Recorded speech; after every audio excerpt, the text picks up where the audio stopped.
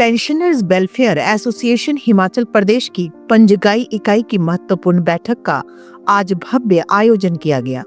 कार्यक्रम में राज्य प्रधान आत्माराम शर्मा मुख्य अतिथि के रूप में मौजूद रहे, जबकि अध्यक्षता इकाई प्रधान अश्वनी शर्मा और जिला प्रधान जगदीश दिनेश ने की। मंच संचालन राज्य मुख्य सलाहकार प्रकाश चंद ठाकुर ने संभाला और सभी अतिथियों का गर्मजोशी से स्वागत किया। बैठक के दौरान 75 वर्ष पूरा कर चुके वरिष्ठ पेंशनरों को सम्मानित किया गया। मुख्य अतिथि आत्माराम शर्मा ने संगठन को सशक्त बनाने के लिए सदस्यता अभियान को गति देने पर जोर दिया। साथ ही जनवरी 2016 से जनवरी 2022 तक सेवानिवृत्त पेंशनरों को छठे वेतन आयोग के बकाया एरियर और डीए किश्तों को केंद्र सरकार की तर्ज पर दिलवाने के लिए रणनीति बनाने पर विस्तृत चर्चा हुई। इसके अलावा 17 दिसंबर 2025 को पेंशनर्स स्थापना दिवस को भव्य रूप में मनाने की रूपरेखा भी तैयार की गई। पेंशनर्स वेलफेयर एसोसिएशन जिला बिलासपुर के अंतर्गत पंजगाई यूनिट की जो ये मीटिंग थी, इस यूनिट में जो आज यहाँ कोई 200 के करीब पेंशनर जो यहाँ उपस्थित थे, आपने देखा। इससे ये बात साबित होती है कि जिला बिलासपुर में जो इस तरह के स्थायी यूनिट है, कितने जो पेंशनर है, श्री जगदीश दिनेश जी जो जिला प्रधान है, इनकी अध्यक्षता में जो जिला बिलासपुर के जो पेंशनर हैं वो एकजुट है और हमेशा ही पेंशनर के हितों की ये बात करते हैं। और ये इलेक्टेड प्रेसिडेंट है जिला बिलासपुर के,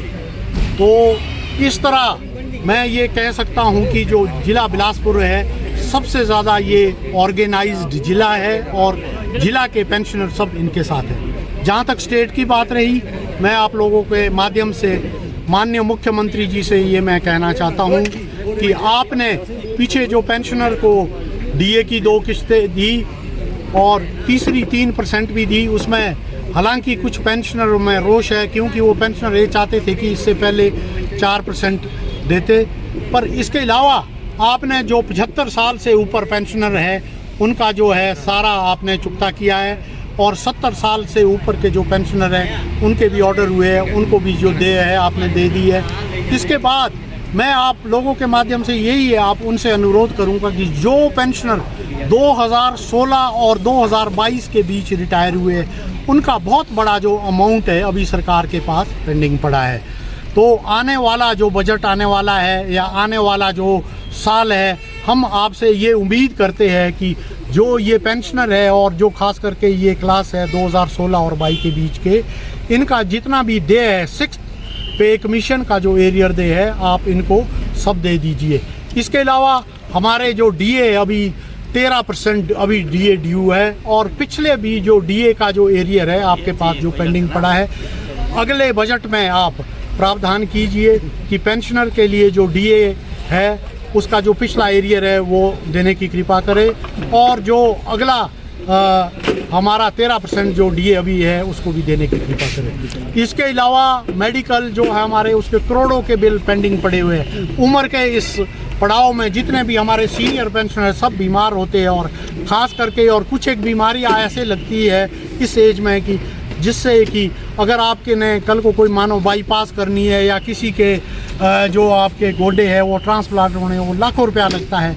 कई पेंशनरों के लाखों रुपया पेंडिंग पड़े हैं और जितना भी मेडिकल का ये जो आपके पास बिल पेंडिंग है उनको देने की कृपा करें। इसके अलावा कुछ एक लोग हमारे जो पेंशनर है, हमारे साथी है, वो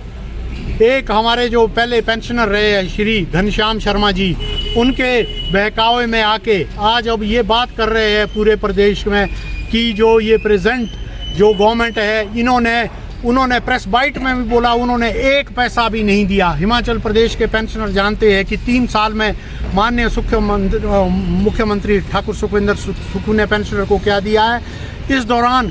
2 आपदा भी स्टेट में आई है। 2023 में भी तो हमारे जो पेंशनर हैं उन्होंने एक दिन की जो बेसिक हमारी पेंशन दी है वो 10-11 हज़ार करोड़ वहाँ भी दिया था। और जो अभी भी आपदा आई है उसमें भी हमारे जो पेंशनर हैं उन्होंने अपने अपने जो है जिला से जो भी है उनको राहत सामग्री भेजी है और पैसा दिया है। पर इसके अलावा होना तो ये चाहिए था कि जो पिछली गवर्नमेंट थी वो देती, क्योंकि उस जो भी गवर्नमेंट जो भी पावर में होती है, अगर जब भी पे कमीशन की जो रिपोर्ट आती है, जो भी गवर्नमेंट पावर में होती है, उनको ये देना चाहिए था। खैर उन्होंने नहीं दिया। आपके सामने है, उन्होंने सिर्फ 50,000 ही जो एम्प्लॉइज़ और पेंशनर को दिया, और जो ये पेंशनर के 6th पे कमीशन की जो एरियर था एम्प्लॉइज़ और पेंशनर का, इसका जो सारा जो भार था वो प्रेजेंट गवर्नमेंट के ऊपर छोड़ा। प्रेजेंट गवर्नमेंट ने भी जो कुछ दिया है उसका हम स्वागत करते हैं, और साथ में ही आने वाले दिनों में हम माननीय मुख्यमंत्री जी को ये भी बता देना चाहते हैं कि अगले बजट सेशन में आप सब कुछ ये क्लियर करें, नहीं तो हमारे जो डेमोक्रेटिक राइट है पेंशनर के, तो हमने पहले भी इस गवर्नमेंट के अगेंस्ट भी जो है 2-3 बार धरना प्रदर्शन किया है, आगे भी हम करते रहेंगे। और एक बात और मेरे को यहाँ बोलनी है कि नेशनल लेवल पे भी जो ये 8th पे कमीशन आया है, सेंट्रल गवर्नमेंट ने बिठाया है, जिसके जो माननीय चेयरमैन है न्यायमूर्ति मिसेस देसाई जो इसकी चेयरमैन बनी है, इसमें टर्म ऑफ रेफरेंस जो हुआ है उसमें पेंशनर का कोई जिक्र नहीं है। तो हम आपके माध्यम से भी जो यूनियन गवर्नमेंट में से है उनसे भी ये बोलते हैं कि आने वाले दिनों में जो नेक्स्ट 8th पे कमीशन की जो रिपोर्ट आएगी उसमें जो पेंशनर के लिए जैसे भी अभी ये फैक्टर लगता है पेंशनर का, वो भी आगे उसमें देने की कृपा करे। जैसा कि DS नकारा versus of union of India में जो एक लैंडमार्क जजमेंट आई है